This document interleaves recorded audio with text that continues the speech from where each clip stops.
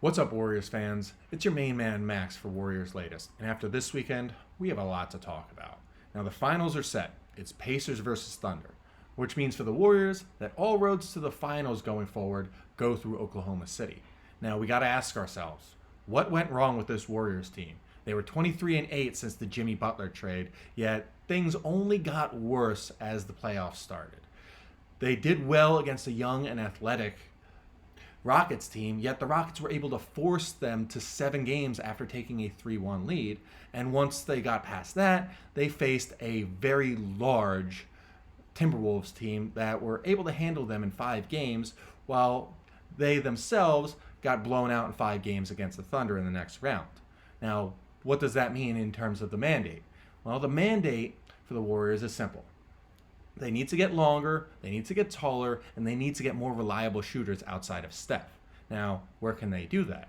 They can do that in the trade market, which is going to be very, very fluid this summer. They can do it in free agency, where there are a lot of buy low targets as well as reclamation projects that they can work with. And most importantly, they can do it with the draft. Now, the first thing that comes is the draft. And when it comes to the Warriors, they don't have a lot of options, but they do have options. Because of the Jimmy Butler trade, they don't have a first-round pick. However, they do have the second-round pick at 41st overall. And there are a couple guys they can look at that can really add to them in both the near future as well as the far future. And those guys I'm talking about are Hanson Yang out of China and Hunter Dickinson out of Kansas. Now, with Hanson Yang, this is a 7'2", 250-pound center out of China. And he averaged a double-double with the CBA last season, which is pretty impressive, even though it is around the same level as, say, a mid-major college. And considering the large Asian population within the Bay Area, he will instantly become a fan favorite. Now, with Hunter Dickinson, you're getting real postseason experience, as he made multiple appearances in the NCAA tournament with both Michigan, who he played his first 3 years with, as well as Kansas, where he finished his degree after transferring. Now, those two options are probably the best options since the Warriors need to get bigger, and there isn't really much high-level talent at that stage, even though it is considered a very good draft.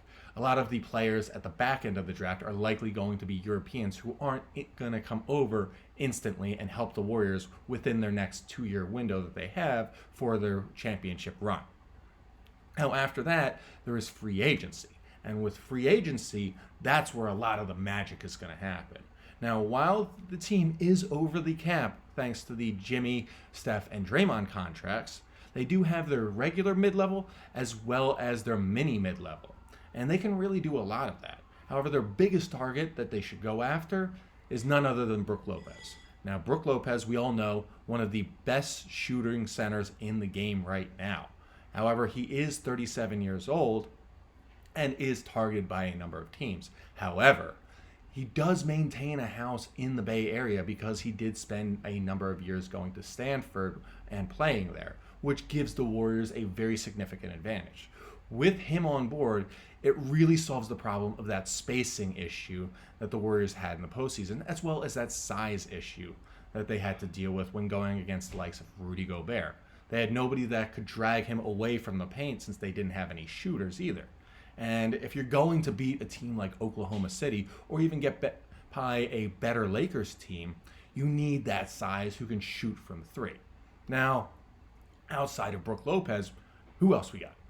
And there are a number of reclamation projects that you really can look at, as well as the buy low options. Now, the reclamation projects are the more interesting ones, as they will come at somewhat of a cost, but not a major cost.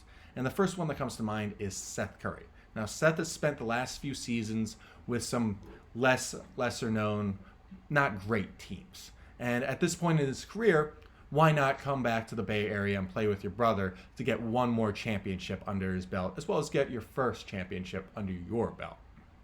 Now, that should be a very simplistic contract that shouldn't affect the Warriors' cap too much and will give them that solid three-point shooting threat that they didn't have when Steph went down. Now, on top of Seth Curry, the other reclamation project is none other than Ben Simmons.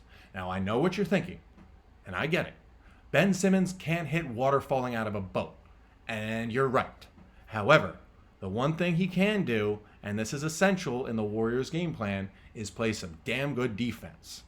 And he can guard multiple positions as well as facilitate as a ball handler when Steph is on the bench. Now, we know he just drives to the basket. That creates spacing issues with Jimmy Butler.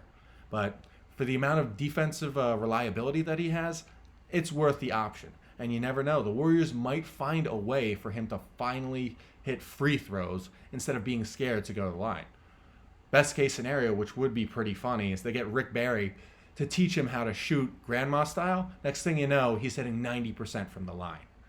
God, I really hope that happens. But on to the buy low options. Now, there are a number of buy low options in free agency this summer. And by buy low, I think of it in the sense of Moneyball, where they're overlooked because of certain things that happened either on the court or off the court. However, they do have high potentials. Now, the first two guys that come to mind in terms of high potential are none other than Imani Bates and Brandon Boston Jr. Now, both Imani and Brandon Boston were projected to be top 5 picks going into their respective drafts. However, due to poor college years where things were a little weird due to off-the-court situations, they fell back to the late second round, with Brandon Boston being the 51st overall and Imani Bates falling to 49th. Now, if you don't remember, Imani Bates was supposed to be the number 1 overall pick in 2022 before his terrible season at Memphis. But that potential is just worth exploring. And now, on top of those two, you have a guy like Drew Timme, who finally made his debut after pushing hard through the G League and getting that opportunity. And his small stretch with the Nets, he averaged 12 and 7 as a starter. And the Warriors need more size. And he's one of the best role players when it comes to being the guy or the glue guy, having been part of Gonzaga's appearances in the NCAA finals, as well as their leading scorer in school history. Now, all 3 of these players are signed to 4-year guaranteed deals at team-friendly rates. They not only help in developing the near future, but the long-term future as well. And I believe those guys can really add to the bench long-term.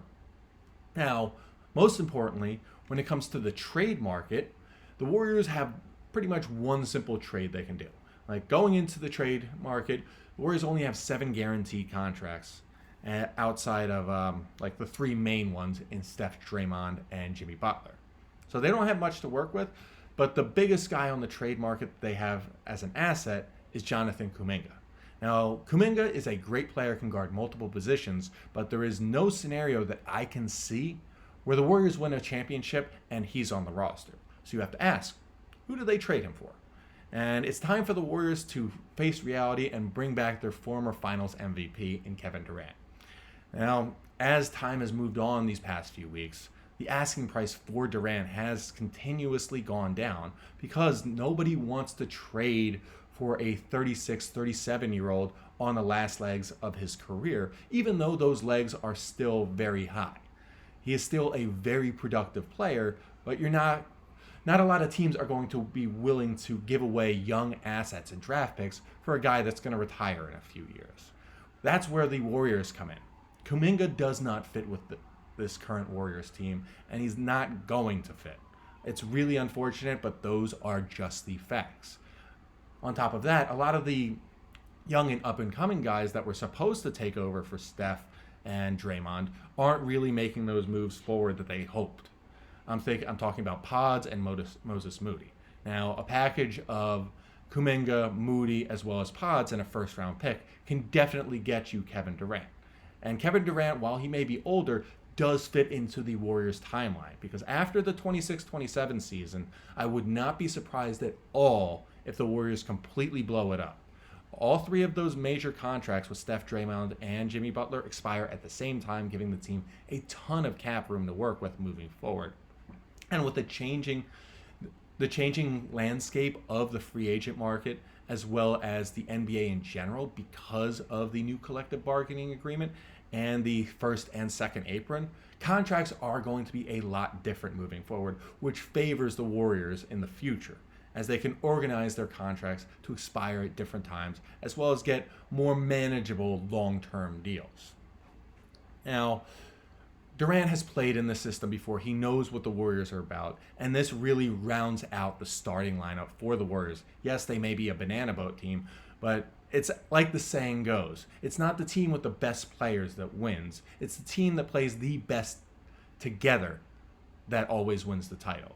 And if you think about it, Jimmy and KD have played with each other in the Olympics before. Steph and Draymond have won multiple titles with KD before, as well as Brook Lopez having won a title with the Bucks. Now, all these guys are after the same thing. They're after one more title before they call it a career. And if the team follows this blueprint, they have the perfect opportunity to challenge the Thunder and potentially beat them and win that final title. But it's only if they follow this blueprint that they can do it. And for Warriors Latest, I'm your main man, Max, and as always, go Dubs.